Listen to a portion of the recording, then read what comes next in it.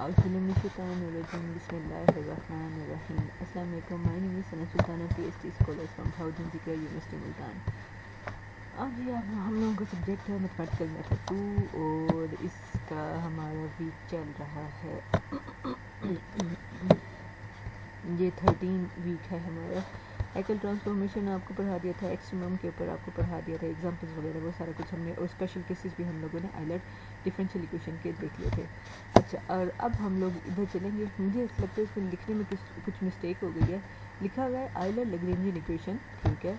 When integrand वो जो integral के अंदर होता है involves one dependent variable and two independent variable, एक डिपेंडेंट और टू इंडिपेंडेंट वेरिएबल हो। अच्छा, नीचे देखो सेम वही मिली हुई है, ये तो एक ही डेरिवेशन है, मतलब 5 मिनट की भी बात नहीं है, अभी 5 मिनट में वो ख़त्म हो जाएगी। तो नीचे लिखा हुआ है integrand involve one dependent and two independent, तो ये है। तो मैंने इसके में 2-3 डेरिवेशन बीच में डाल दी हैं ताकि हमारा कम से कम 15 मिनट 20 मिनट का लेक्चर आराम से इजीली हो जाए। तो वो भी चलती है, उसकी तरफ चलते हैं हम। अच्छा, तो ये है हमारा आज का लेक्चर। यही डेरिवेशन हमें क्या दी हुई है Lagrangian equation when integrand involve one dependent variable and two independent variable। तो ये देखें, वन डिपेंडेंट वेरिएबल u है और two independent variable x and y है, और इनका फर्स्ट डेरिवेटिव पार्शियल डेरिवेटिव ना, u का partial derivative with respect to x लिया एक दफ़ा और विद रिस्पेक्ट टू y लिया वन टाइम। तो ये हम लोगों ने लिया हुआ है, ठीक है। मतलब ये अगर देखा जाए आइलर की वो जो सबसे बेसिक प्रॉब्लम था कि हमारे पास x था, independent variable x, dependent variable y, और डिपेंडेंट वेरिएबल का first derivative x with respect to, उस वक्त तो x था इसलिए y डैश इन्वॉल्व था। यहाँ पे भी इसका हम फर्स्ट डेरिवेटिव ले रहे हैं, विद रिस्पेक्ट टू x भी लेंगे, विद रिस्पेक्ट टू y भी लेंगे।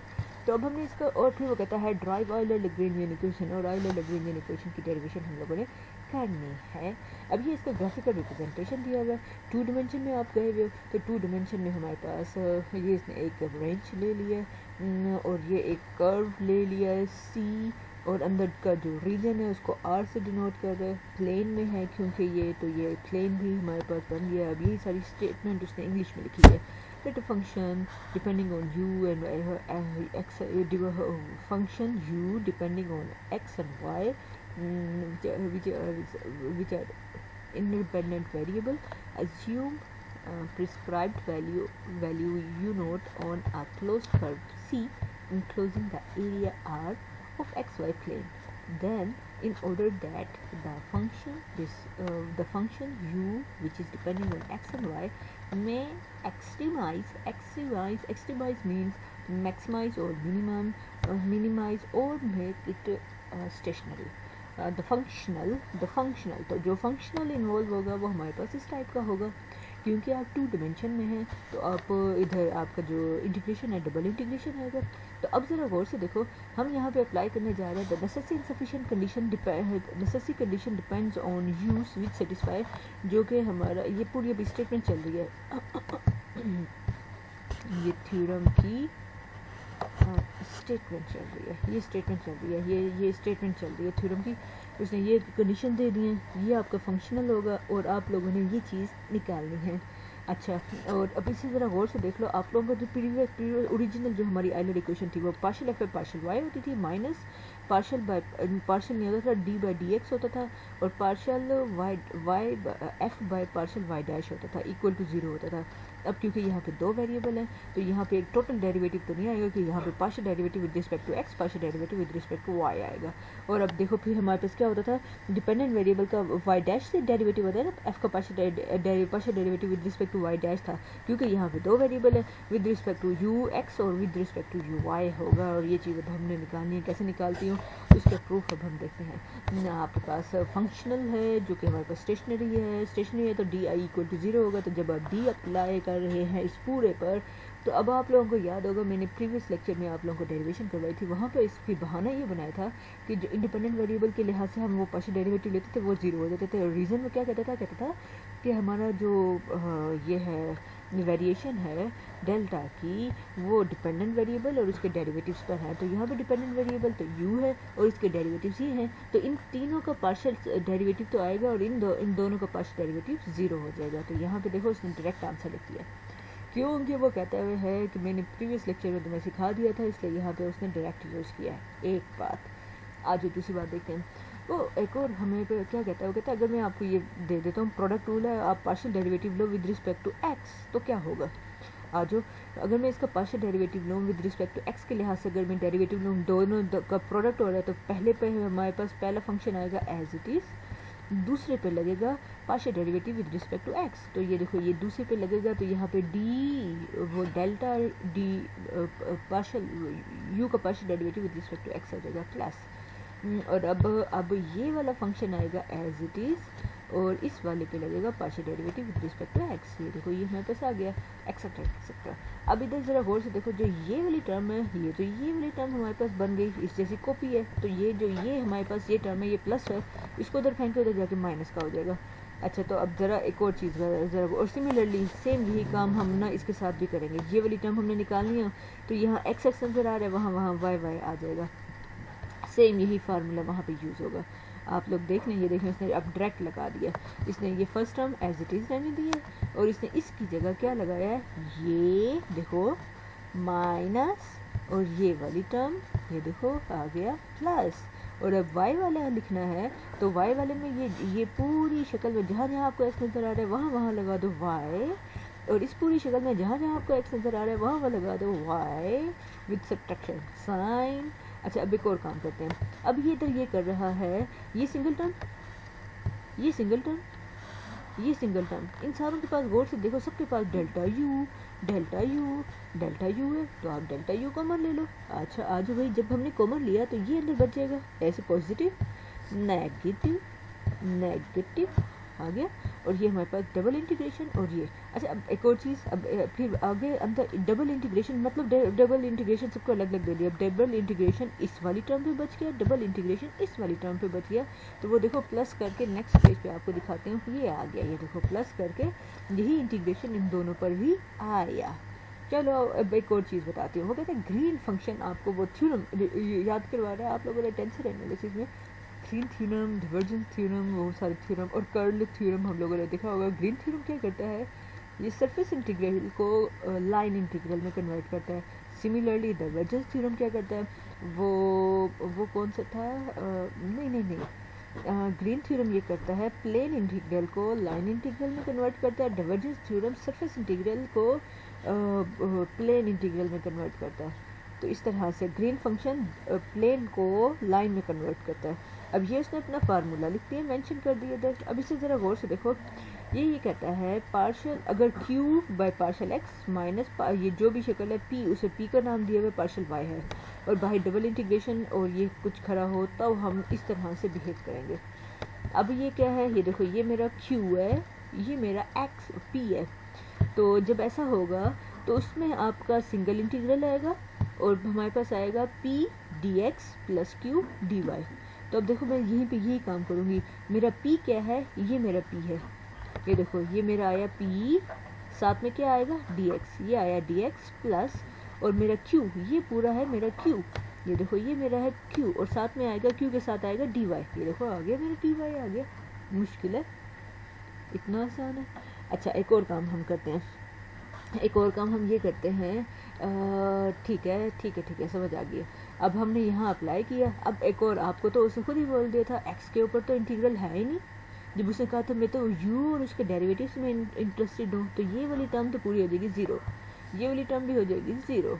तो जब ये दोनों हो गए ज़ीरो, तो ये वाला पूरा पोर्शन हो गया ज़ीरो। अब ये तो ये उसने रीज़न भी लिखी हुई है कि ये हमारे पास ये है हमारा कर्व और फलाना फलाना फलाना। सो ये हमारे पास इक्वल टू हो गया 0 और अब ये हमारे पास आ गया और ये हमारे पास बच गया और बाकी सारा कुछ हमारे पास हो गया 0। अच्छा चलो ठीक है, बाकी सब कुछ हो गया 0। तो अब फिर वो कहता है यहाँ पे रीज़न दे रहा है, वो कहता है डेल्टा यू जो है वो आर्बिट्रेरी है, सो ये 0 हो जाएगा। ये इट इज़ पॉसिबल ओनली अगर ये अंदर वाला पोर्शन इक्वल टू 0 हो। तो ये देखो ये अंदर वाला पोर्शन इक्वल टू 0 आ गया और यही हमारा रिक्वायर्ड रिजल्ट था। और क्या हुआ है, और नोन एज आइलर, और ये जो भी लिखा हुआ है equation, we know that we have extend the definition of variational derivative. और फिर वो कहता है एक और नोट करने की बात, वो कहता है Euler Lagrange differential equation in which we have one or more independent variable also called हाँ मतलब वो बोल रहा है कि अगर हमारे पास एक या एक से ज़्यादा इंडिपेंडेंट वेरिएबल होंगे तो हम उन्हें इसी तरह से ही सॉल्व करेंगे।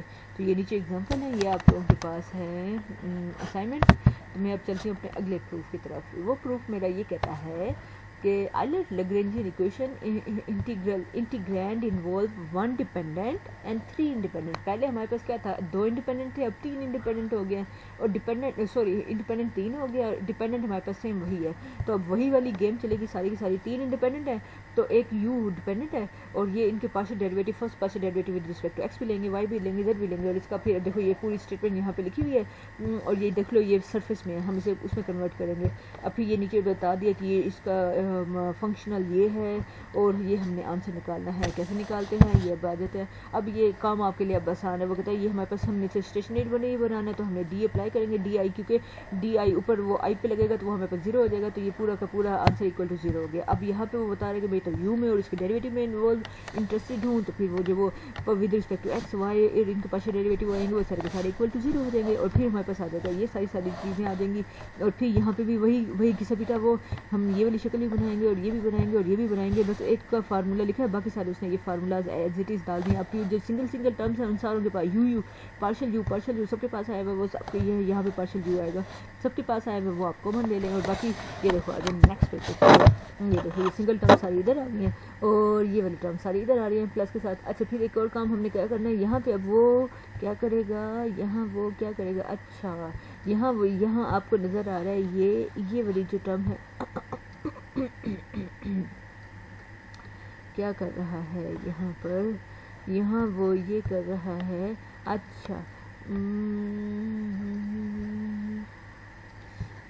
इसका डॉट प्रोडक्ट ले रहा है ना, डॉट प्रोडक्ट ले रहा है पहला, हाँ पार्शियल डेरिवेटिव इसका, फिर पार्शियल डेरिवेटिव इसका, पार्शियल डेरिवेटिव इसका, यहाँ पे जे आएगा।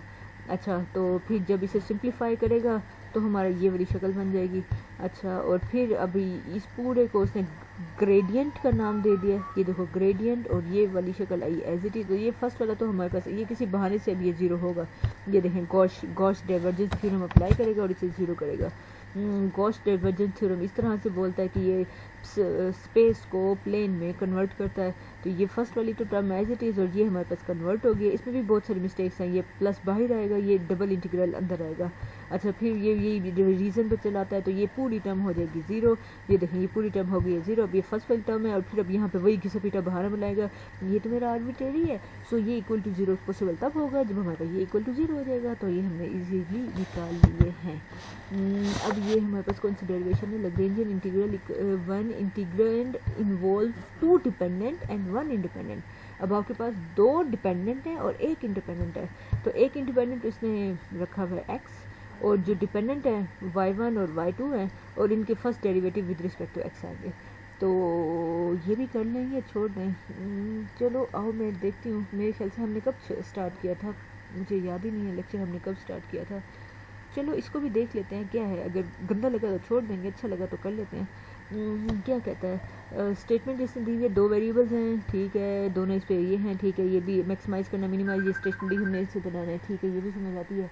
अच्छा फिर हम इंटीग्रेंड हम लेते हैं, ये हमारे पास क्या है फंक्शनल हम ले लेते हैं। अच्छा द नेसेसरी कंडीशन हमारे पास यही वो ये हमारे पास आइलर इक्वेशन इसकी बनी थी, आइलर इक्वेशन दोनों की हमारे पास आइलर इक्वेशन पहले वहाँ पे सिंगल आइलर इक्वेशन थी क्योंकि सिंगल डिपेंडेंट वेरिएबल था। अब हमारे पास 2 डिपेंडेंट वेरिएबल हैं, 2 आइलर इक्वेशन आ जाएंगी। आज उसका प्रूफ भी देख लेते हैं, आसान लगा तो कर लेंगे, नहीं लगा तो फिर छोड़ देते हैं। ऊपर करो इसका पेज, मेरे ख्याल से ये आसान है। अब देखो ये देखो, ये कहता है ये हमारे पास है फंक्शनल है, ये फंक्शनल के ऊपर इधर भी डी लगाया, इधर भी डी लगाया, ये तो डी हमारे पास क्योंकि ये इसे हमने स्टेशनरी बनाना है तो ये डी आई इक्वल टू 0 हो जाएगा। यहाँ पे डी आई आपने अप्लाई कर दिया। अब ये मेरे ख्याल से नीचे नीचे अब इसको वो करेगा। हाँ, अब ये वो कहता है मैं y और y के उसके ऊपर ले रहा हूँ, तो x वाली टर्म तो हमारे पास इसने वैसे ही 0 कर दिया। अब यहाँ y वाला y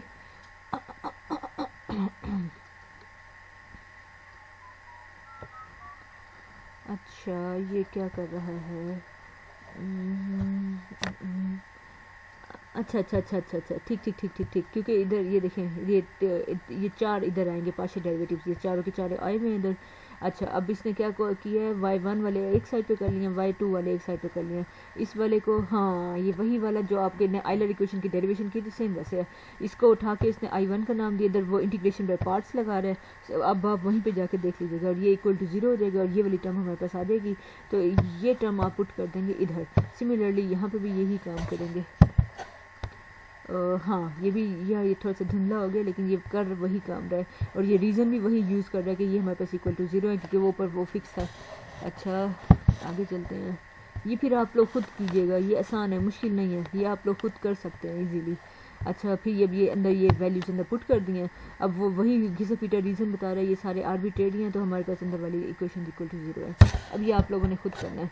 अच्छा अब ये इसे जनरल आ गया, वो कहता है हमारे पास कितने हैं कितने डिपेंडेंट वेरिएबल कितने हैं, हमारे पास डिपेंडेंट वेरिएबल n है और इंडिपेंडेंट वेरिएबल एक ही है, तो बस इधर फिर n डिफरेंशियल इक्वेशन ही बनेंगी। अब आप लोगों ने खुद करना है क्योंकि ये आसान है, अब ये मुश्किल नहीं है। ये देखें ये सारों को अब फिर सारों की ये डेरिवेटिव वाली टर्म्स ये देखो सबको अलग अलग कर दिया। अब ये डेरिवेटिव वाली टर्म उठाएगा तो पार्शियल डेरिवेटिव अप्लाई करेगा और उसे सिंप्लीफाई कर लेगा।